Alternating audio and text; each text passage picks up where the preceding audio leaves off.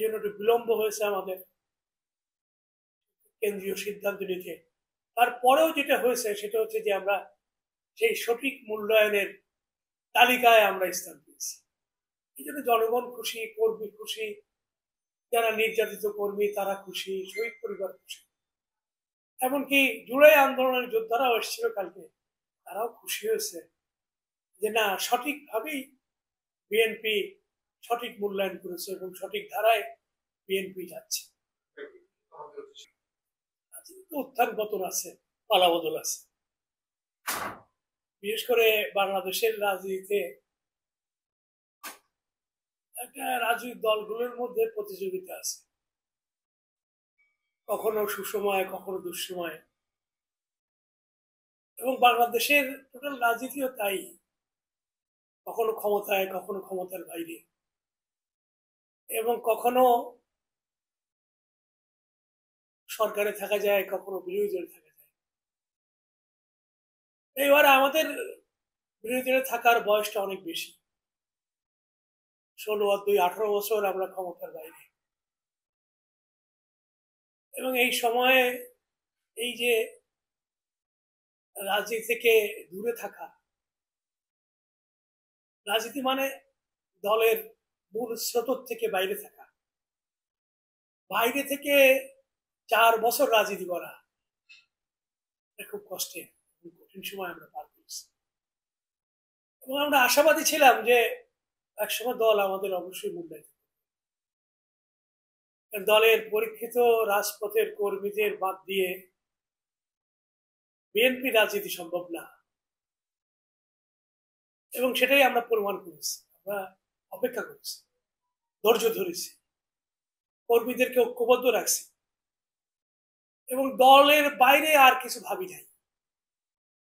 ভাবনা একটাই ছিল, শেষ মুহূর্তেও বিএনপি, এবং যেহেতু লক্ষ্য স্থির ছিল আমাদের যে আমরা দলের প্রতি অনুগত থাকবো, দলের পতাকাকে আদর্শকে সমুন্নত রাখবো, এবং জনগণের পাশে থেকে জনগণের যা পাওয়ার সাথে সঙ্গতি রেখে নিজেদের রাজনীতিকে ঢেলে সাজাবো। আর সেজন্যই আমাদের ফিরে আসা। আসলে তো মূলত জনগণ, দলের কর্মী, তারা চেয়েছে আমাদের ফিরে আসাটা, এবং সেটাই সম্ভব হয়েছে। এবং দল এবারে মনোনয়ন নিয়ে, আগামী নির্বাচন নিয়ে দল খুবই সুচিন্তিত মতামত দিয়েছে। প্রথমত দল ভেবেছে যে আগামী রাজনীতি একটা দীর্ঘ আন্দোলন সংগ্রামের মধ্যে দিয়ে গড়ে ওঠা বিএনপি এবং জুলাই আন্দোলনের রক্ত মাখা রাজপথে বিএনপিকে আগামীর যে রাজনীতি ধারণ করতে হবে, আমাদের ভারপ্রাপ্ত চেয়ারম্যান জনাব তারেক রহমান সেটাই ধারণ করেছে।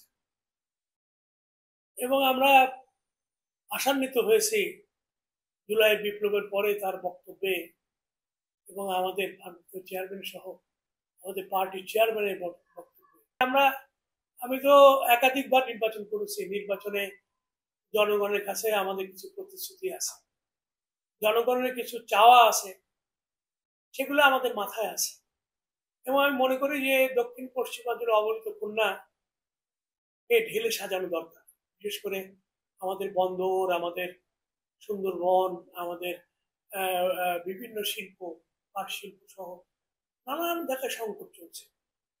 এমনকি আমাদের এই যে উন্নয়ন যেগুলো আওয়ামী লীগ আমলে হয়েছে, এগুলো খুব সাস্টেনেবল না, এগুলোকে সাস্টেনেবল করা, এসব নিয়ে আমরা খুব তাড়াতাড়ি জনগণের সামনে হাজির হবো, জনগণের মত। তো জনগণ একটা চায়, সেটা হচ্ছে কি যে তারা চায় যে তাদের জনপ্রতিনিধি তাদের পাশে থাকে, তাদের অভাব জানুক, অভিযোগ জানুক, এবং সেটা নিয়ে সে পার্লামেন্টে উত্থাপন করুক, সরকার উত্থাপন করুক, এবং সমস্যার সমাধান হোক।